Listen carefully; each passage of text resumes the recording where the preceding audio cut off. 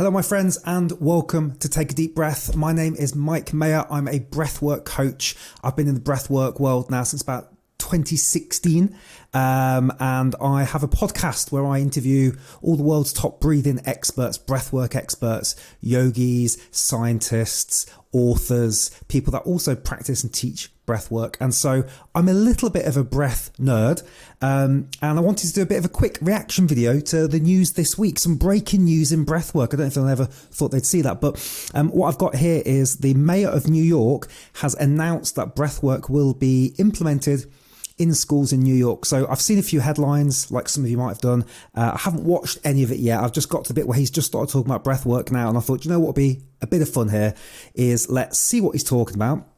And then maybe I can add some commentary around why I think breath work is important for those of you that are new to it or thinking, why would we be doing breath work in schools? So let's see what's kicking off with Mayor Adams in New York. And let's go from there. Let's have some fun with this. First row, right by the teacher. I was so disruptive, but if I knew what we are going to give these children, it is going to give them a tool that they can use for the rest of their lives. And the simplicity of it is just breathing. It's called breathwork. We have never been taught how to breathe. We think that it's just, you go through, this air goes through your nostrils and you move. No, there's a science to breathing. There's a science to breathing before going to sleep. There's breath work you should do when you wake up. There's breathing you should do before speaking to someone. There's breathing exercises I do before I go and speak publicly. You are about to teach these children, these scholars, the basic principle of something that is one of the oldest things in humankind.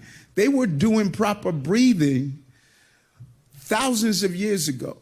Other cultures were learning how to breathe, how to bring in breath work, and how to exhale.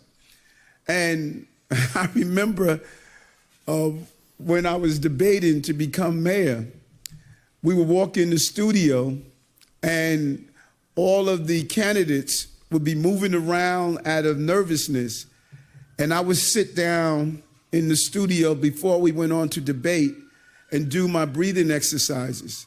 And one of the candidates looked over at me and said, "We're never gonna beat this guy." That is what we're doing and giving to these children. Young people, you'll never be defeated. You have a tool right now that we are giving you that is going to empower you. And for the parents who are here and educators who are here, you're going to find those young people who are traditionally are the Erics of today that are disruptive in the classroom. You're going to see a change in them over time. You're going to see them being able to start the process of just doing the breathing exercises that we continue to talk about. Okay, let's pause for a second. Okay, how freaking cool is this? So, breathwork for going to sleep. You mentioned breathwork for waking up, breathwork for getting into a meeting. So this is what I do. This is what I do on a daily basis. So this YouTube channel is one of, if not the biggest breathwork YouTube channels right now. Kicked off in 2016. There's 250 videos on here. We've got 100 episodes of a podcast, and this is what I talk about all day. And this is what's missing is like a lot of clients that come to work with me are in the 40s, 50s, 60s. What if breath work got to people when they're younger? And as the mayor says, nobody teaches us this stuff. And it's funny. It's one of these jokes I get when I'm doing talks is, oh, breathe in. Oh, I know how to do that. Breathe in, breathe out. I've been doing that my whole life, right? But the evidence shows that most of us are doing it wrong. We breathe too shallow. We breathe too fast. And by the way, I can ramble on about breathing all day. I'm going to kick back to the mayor in a second. But I'll quote Dr. Gerberg of Gerberg and Brown, who wrote the book Breath, Body, Mind. And she has this wonderful thing. She says the brain is always listening to the lungs. And so how I interpret that is if we breathe too fast, we breathe too shallow, we breathe too quick, we're sending some signals. The brain's listening, going, oh, there's a problem there. Maybe more stress, more cortisol, more anxiety associated with that faster breath. If we slow the breath down, soft, gentle, quiet, rhythmic, deep, then we send different signals. The brain listens in a different way. And so breath work for me is incredibly powerful because it's this tool that we have at our fingertips, the thing we can change straight away within our being. We can change our states so quickly. And it's so exciting to think that this will be going into schools. And looking at New York as a kind of a beacon for what happens in the rest of the world, what I would imagine is more places will follow suit now. And we will start to see breathwork across the world in schools, in kindergartens, in playgroups. Very, very cool. Very cool. Let's see what else he's got to say. And so I am really encouraged. I'm excited. And although we're building it in as a requirement, it is not forced on anyone. If you choose not to do the breathing exercise, that's fine. That's fine. Eventually, over time, you'll find your way. But we want to make sure that we build it into our everyday process of education, because this chancellor is clear on the role of developing the full personhood of our children. The skills they need as they move through life is something that can't be ignored. And, you know, I just really have to take my hat off to what he's doing, because these are not popular things. I lose votes every time I take a hot dog out of school and introduce these new practices and thoughts. It does an amazing job. Breathing calms your nervous system. It helps to center us and help us regain our sense of balance and focus. It's a valuable, low-cost tool that is proven to improve mental health and well-being. And so we are proud today to announce New York City schools will soon be required to facilitate 2 to 5 minutes of mindful breathing practices in the classroom every day. 2 to 5 minutes. Think about that. We're not talking about hours.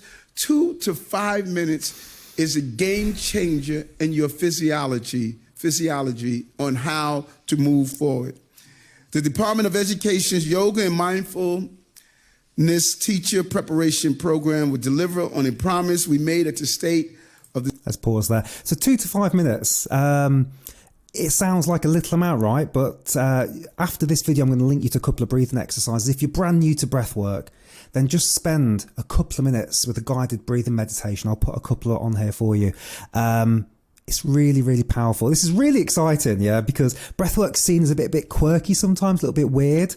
I talk about it on my podcast as it's like the new yoga. And we're at a tipping point here. We're at a really big tipping point here. The world of breathwork, as the mayor says, thousands of years old. China, India, there's lots and lots of heritage, lots of evidence of different breathing practice, qigong, pranayamas, all these different things. And James Nestor's book, which I think is back... I'm doing this on the fly, okay?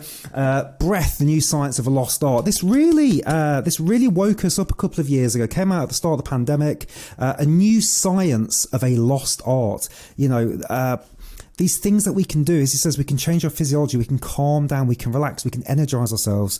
Breath work we can use to enhance our athletic performance. We can use it to calm our minds. We can use it to give us more energy, more focus, more concentration. And there's loads of different schools of breath work, thousands. And we can huff and puff. You know, we can do hyperventilation techniques, and that has some benefits. I don't think they'll be doing those with kids. I wouldn't necessarily do those with children. Then on this side, we have all the slow, gentle breathing exercises. And this is where I spend my time with my clients and on my channel mostly, is where we're often breathing too fast. So going back to the analogy I used at the start about the brain listening to the lungs, if we're breathing too quick, we're sending the wrong signals. So if we start to slow our breath down, we can change how we think and how we feel. Going back to the huffing and puffing for a second, I think it's something like 30 seconds of hard breathing can reduce the amount of blood flow to the brain in 30 seconds. It's absolutely crazy. So we want to be breathing slow.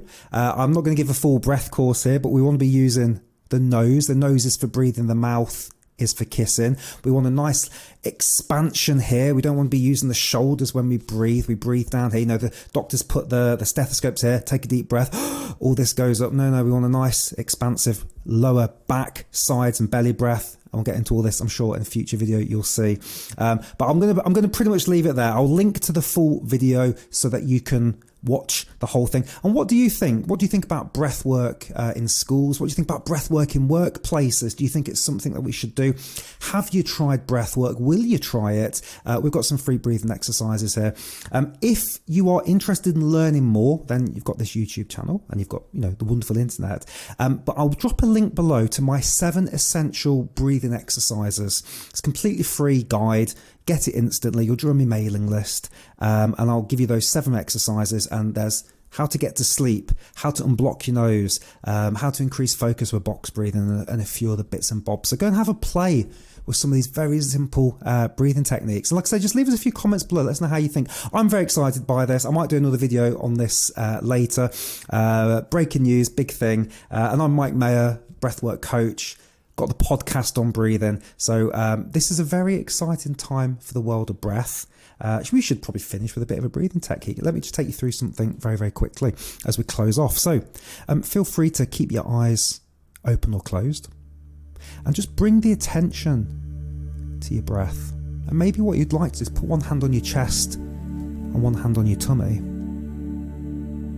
And don't necessarily change anything at this stage. Just start to pay attention to where the air is. And as you're breathing fast or slow, deep or shallow, loud or quiet. Don't judge it. Just pay attention.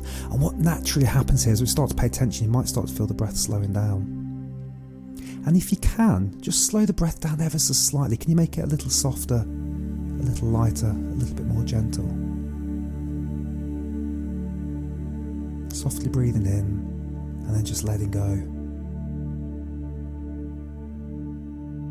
What happens if you put a little cheeky smile on your face? What does that do to the breath? Softly, gently in, softly, gently out.